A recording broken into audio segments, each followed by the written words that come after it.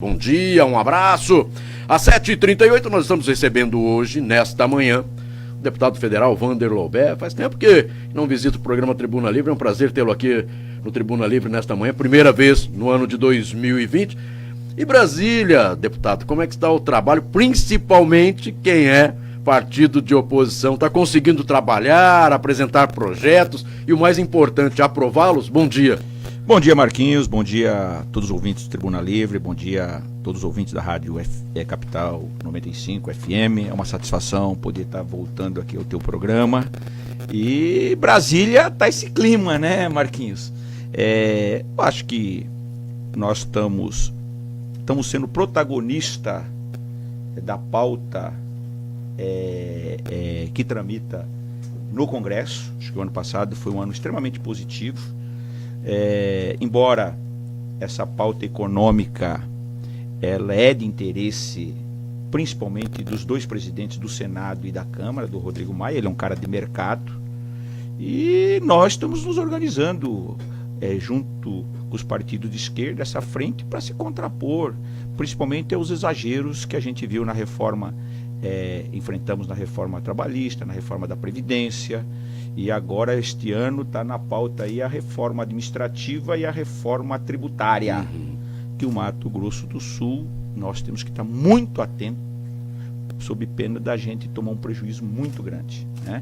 Isso, o governador tem consciência disso, nós estamos com toda a bancada, os 8 deputados, 3 senadores, preocupados, e estamos buscando fazer com que a reforma ela é importante, mas o Estado como o nosso, que somos exportadores de commodities, não podemos ser penalizados nisso, né? Ou seja, não podemos perder receita, e não dá para nós ficar refém como ficamos naquela questão da Lei Candir. Se você pegar o que o Mato Grosso do Sul, o Estado como Mato Grosso do Sul, Pará, Mato Grosso, Goiás, né?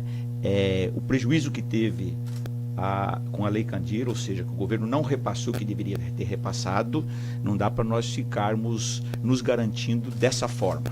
Tem que ser estabelecido uma forma com que, no mínimo, o Estado como o nosso não perca a receita. E o resto, eu acho que é fazer esse enfrentamento. O governo, eu acho que até agora não mostrou para que veio, desconectado com o Congresso. Cada hora é um ministro falando besteiras, não tem. Ou seja, tem essa questão da liturgia do cargo, né? De qualquer cargo que você exerce. Eu acho que até agora o presidente não tem se comportado desse jeito. Feito essa última semana, você viu com relação a jornalistas, esses episódios todos. Isso acaba denegrindo a imagem da classe política, do governo, e nós estamos com uma imagem muito ruim lá fora. Mas infelizmente a população, ou uma parte da população ainda aplaude quando e leva isso a esse acontece, radicalismo, né, Exato. Marcos?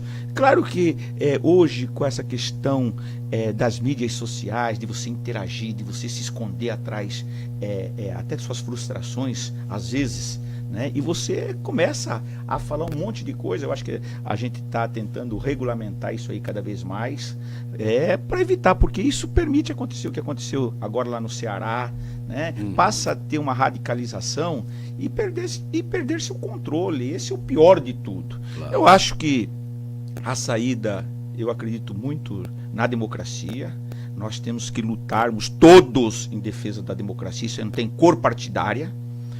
Eu acho que a gente vive um processo, né, quando a gente vê algumas declarações, nos preocupa, né, nessa coisa de tentar jogar, de começar a alguns já falar em fechar o Congresso, né, de calar a mídia, a imprensa. Isso é muito ruim e nós temos que estar muito atentos, porque é inadmissível esse tipo de conduta, como nós vimos do general Heleno ontem, né, e de forma extremamente positiva a reação tanto do presidente do Senado como do presidente da Câmara.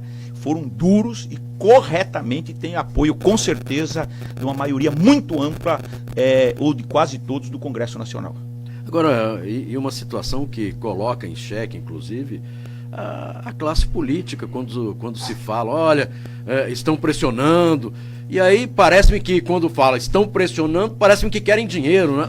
Ou a população entende dessa maneira, aí depois ele foi, não, mas é com relação aos recursos, as emendas, exato. Marcos, só que quando a gente ouve essa situação, parece que estão querendo dinheiro, ou seja, vai lá no governo federal, bate a porta e, olha, quanto é que tem aí na gaveta? Passa essa impressão, Exato. Tenta passar isso, né? E tentar... E aí ele não está dizendo se é oposição ou situação, ele colocou ali. Mas você lembra, eu estive aqui e vou falar para você. Agora eu falava que este ano ia cair a ficha do governo. Quando nós chegamos o ano passado, nessa nova legislatura, né, nós vimos fazendo a transição das emendas impositivas. Vou te dar rapidinho o que isso significa, Marcos. Este ano, nós temos 247 milhões de emendas impositivas de bancada. Ou seja, se você pegar esses 247 e multiplicar por 27, 28, os estados e o Distrito Federal, você vai ver quantos bi dá, que esse recurso está no orçamento, não era impositivo. O que o governo mandava? Um PLN para a comissão de orçamento, depois votava na sessão Congresso, retirava esses dinheiro dos estados, ia para a Casa Civil e eles usavam isso, como todos os governos usou, como força para a votação dos seus projetos. Hoje eu falo muito para o governador, já falei para o governador, já falo muito para os prefeitos. O que acontece hoje? Os prefeitos e vereadores vão ter que passar lá nos 8 deputados e nos 3 senadores. Esse recurso todo está na mão hoje de cada bancada dos seus estados. Isso tira a força política da Casa Civil do governo. Ou seja, a sua base cada vez depende menos. Isso tem o lado positivo. Só que você não faz essas coisas. É muito fácil você falar na teoria, você não faz isso na prática. O governo precisa desse instrumento para votar os seus projetos, os seus interesses. Foi assim no Fernando Henrique, foi assim no Temer, foi assim na Dilma, foi assim no Lula, foi em todos os governos. Certo. E eles estão sentindo agora que perdeu essa força. E cada vez mais vai diminuir aquela correria lá para a Casa Civil. Pelo contrário, é impositivo, é obrigado a pagar, né? E o Congresso vai cobrar do Ministério da Fazenda a aplicação desse orçamento. Nós podemos até dizer que era uma moeda de troca. Sim, que era utilizado um instrumento como que o governo usava. Para que pudesse ser aprovado. A Previdência. Você via, deu 30 milhões para... Olha, vou liberar uma emenda lá para o seu estado, mas você precisa votar aqui nesse projeto. Hoje que é de interesse ninguém precisa mais dessa coisa. Isso para a democracia, ele é muito importante. Mas perde força o governo federal. Mas fomos fazendo a transição. Começou na nossa época as emendas individuais, depois veio uma emenda de bancada por estado, depois 3, e aí de uma hora para outra chegou às 15. Então, a capacidade do governo agora cada vez ficou mais restrita.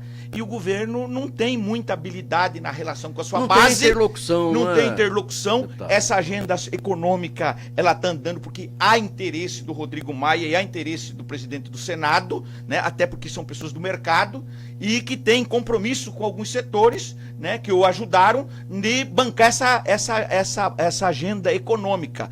Agora, o governo, a partir daí, vai ter muitas dificuldades, não tenha dúvida disso. E cada vez mais eu percebo que o governo está muito mais preocupado em proteger os seus familiares, né, do que construir uma base sólida para governar. Agora, deputado, o ex-ministro da Casa Civil, Onyx Lorenzoni, ele não tinha uma interlocução boa na Câmara Federal, no Senado? Ele tinha muita dificuldade? Tinha muita dificuldade. E com esse novo ministro agora militar, será que melhora a situação? Deixa eu te falar, não é lançar nenhuma suspeita tal. Eu percebo de colocar um militar, cada vez reforçando os encargos estratégicos, cada vez mais os militares, nada contra os militares, até porque sou filho de militar, mas mostra, na minha modesta opinião, um pouco que o governo quer passar essa coisa assim, sabe, do autoritarismo. Porque não conhece, não tem interlocução política, né? Ou seja, preocupa todo mundo de não ter um interlocutor político para construir sua base. Estou falando ainda como oposição. Né? Eu acho que ela tem uma conotação de intimidação ao Congresso Nacional. Né? Cada vez mais ele se reforça com essas pessoas e ele tem a índole autoritária. Basta pegar o comportamento dele. E isso é muito ruim para a democracia. Todos os democratas têm que estar atentos. E não é só nós do PT que estamos falando. A gente começa a ver, né? Você tem gente que é democrata no DEM, você tem gente que defende a democracia em qualquer partido. O que nós temos que ter é essa preocupação, na minha opinião, e nós estamos vendo uma fase muito difícil. O gesto e o movimento que o governo faz é um movimento que quer endurecer. E aí a sociedade tem que estar atenta para evitar isso, que nós vimos o que foi o regime militar. Bem, e nós temos que colocar aqui, não é, que as pessoas, os políticos ligados ou dentro do Partido dos Trabalhadores tiveram muita dificuldade com relação a esses últimos anos, com muitas denúncias, o ex-presidente Lula respondendo, preso. Mas mesmo assim, eu coloco aqui que o senhor trabalhou na Câmara Federal, tentando viabilizar recursos para todo o estado de Mato Grosso do Sul, para os municípios, e também muito centrado do seu discurso. E nós estamos agora em 2020, nós temos eleição. Como é que está hoje o Partido dos Trabalhadores, o seu partido, com relação às eleições municipais? Vocês vão ter... O senhor acredita que ainda vai ter muita dificuldade em apresentar aí os candidatos nesses vários municípios do nosso país, candidatos aí a prefeito? Marquinhos, veja bem, eu sou uma pessoa otimista, sem dúvida nenhuma. Nós recuperamos a nossa narrativa. Todo mundo achava que o PT ia sucumbir, que o PT ia até acabar. Pelo contrário, nós perdemos a nossa narrativa nesses últimos 5 anos, num movimento, e aqui, né, vou só te falar assim, que nós estamos comprovando que foi uma coisa orquestrada. Não digo que nós não cometemos erros como cidadãos, como qualquer seres humanos cometemos, nossos acertos foram muito maiores, tanto é que nós nos sustentamos isso. Né? Porque nós, quando governamos 13 anos, nós não tiramos direito dos trabalhadores, pelo contrário, nós valorizamos a carreira de Estado, nós recuperamos, estou falando aqui no governo que foi do Zeca, no governo do Lula e da Dilma, e as pessoas estão começando a sentir esse drama, essa perda de seus direitos com a reforma trabalhista. A hora que você pega como é que vai ficar a sua aposentadoria, você vai ver que quando você se aposentar, você vai perder de 30% a 40%. Então, a gente retoma a interlocução com esses setores que nós perdemos. Esse episódio da Intercept mostra a parcialidade do juiz Moro, a imprensa internacional, e hoje eu vi de um ministro do Supremo dizendo que, tanto na Espanha, na Europa, em Portugal, na Itália, as pessoas cobrando. Quando se vê o Papa recebendo o Lula, o cidadão comum começa a falar: pô, mas esse cara não é um criminoso. Será mesmo que esse julgamento foi justo? Né? Ou seja, eu acho que a nossa narrativa agora é a gente está indo para a ofensiva, recuperando alguns setores, e acho que nós vamos ter um resultado surpreendente nas eleições deste ano. Trazendo aqui para o Estado, o Pedro Kemp e a direção do PT municipal me convidou para coordenar a campanha dele aqui em Campo Grande. Eu tenho uma experiência muito grande, me coloquei à disposição. Acho que Campo Grande é estratégico. Nós vamos ter candidato em Dourados, vamos ter candidato em Três Lagoas, nós vamos ter candidato na maioria dos municípios do Mato Grosso do Sul. Mas é estratégico Campo Grande. Sabe por quê? Você lembra em 96? Nós ganhamos só a prefeitura de Mundo Novo e Porto Murtinho. E ganhamos uma vitória política aqui, que ganhamos no primeiro turno e perdemos por 411 votos no segundo. Sim. 2 anos depois, sem Dourados, sem Ponta Porã, só com Murtinho e Mundo Novo, e o resultado político das eleições de Campo Grande, nós ganhamos o governo do Estado. O Lula, quando veio pescar conosco, naquele carnaval de 98, ele veio com uma missão de tentar tirar do Zeca, fazer o Zeca desistir de ser candidato a governador. Nós viabilizamos a candidatura do Zeca, o Lula acabou perdendo as eleições presidenciais para o Fernando Henrique, e nós fomos para o segundo turno e ganhamos eleições. Então, essa eleição, acho que o Pedro Kemp tem um perfil enorme. Eu acredito num quadro de pulverização, até porque esta é a primeira eleição nessa nova regra. Quem quiser fazer vereador vai ter que ter candidato a prefeito, na minha opinião. Né? Eu acho que sai no mínimo 7 candidatos a prefeito. E eu acho que Campo Grande caminha para ter 2 turnos. Acho que se você pegar mesmo a avaliação que tem hoje o prefeito Marquinhos, ela não é suficiente para ganhar as eleições no primeiro turno. A não ser que saia um quadro, a maioria desista, se junta em torno dele, né, e fica 2 ou 3 candidatos. Mas com 6, 7 candidatos, é muito provável. É quem vai para o segundo turno. A tendência lógica é que ele vá para o segundo turno e quem vai com ele. Certo. Acho que vai ter uma disputa velada entre católicos e evangélicos, né? Eu acho que o Pedro Kemp tem um perfil, vai dar uma cara nova para o partido, inclusive como interlocutor para setores mais médios da cidade de Campo Grande. Ele sempre teve muito voto, tem muita credibilidade, né? Eu falo que o Pedro Kemp é o tipo da pessoa que qualquer pai ou mãe gostaria de ter como genro, né? É uma pessoa que é católico, frequenta todo domingo a missa, canta na missa, tem um posicionamento coerente na Assembleia Legislativa, né? É uma pessoa dura, mas tem coração, sensível, e acho que se a gente acertar o mote da campanha, né, fazendo um debate sobre a cidade, nacionalizando alguns temas no debate, que essa aqui não é uma ilha isolada, nós vamos ter que discutir essa questão dos servidores públicos, das nossas universidades, da perda dos direitos e dos programas de inclusão social que estão acabando. Eu acho que a gente vai interagir com setores que sempre tiveram conosco, o pessoal da cultura, o pessoal das universidades, envolver esse pessoal no nosso programa de governo, construir a descentralização da gestão para não ser só no centro, né? Debater o orçamento, como vai aplicar. Eu acho que tem que ter umas 5 ou 6 bandeiras fortes. Não dá para nós termos o preço do transporte coletivo nesse patamar, nós temos que enfrentar esse problema, sabe? Então tem algumas áreas que eu acho que se a gente construir um programa sólido, com a experiência administrativa, porque nós temos, não somos irresponsáveis. Quando nós governamos para toda a cidade, para todo o estado. Ou seja, nos dá a condição de fazer uma bela da disputa para fazer, te falo sem medo de errar, de 4 a 5 vereadores. Nossa chapa com a entrada do Pedro Kemp como candidato a prefeito, muita gente nova querendo vir disputar pelo PT, se encontrando no PT. Temos trabalhado essa juventude que é estratégico para nós, que nós perdemos um pouco dessa relação, e queremos fazer uma frente de esquerda, né, com um vice de um partido aliado. O presidente Lula tem tido um comportamento e tem buscado construir isso com a sua experiência nas capitais do Brasil. Conversávamos com ele quarta-feira, tipo, Rio de Janeiro, vai ser o cara do PSOL, e tem que ser, o PT tem que abrir. Lá no Porto Alegre, a menina do PCdoB, outros estados, outras capitais do PSB e várias delas do PT. Aqui, eu acho que o Pedro Kemp, respeitamos a candidatura do Mário Fonseca, se tiver que ser candidato, quanto mais queremos debatê-los com o PCdoB, queremos construir com o PSOL, queremos construir com o PCO, queremos construir, até debater com o PDT. Não tem problema. Tive com o Dr. Schmidt, tive com o Dagoberto, respeito o Dagoberto se for candidato.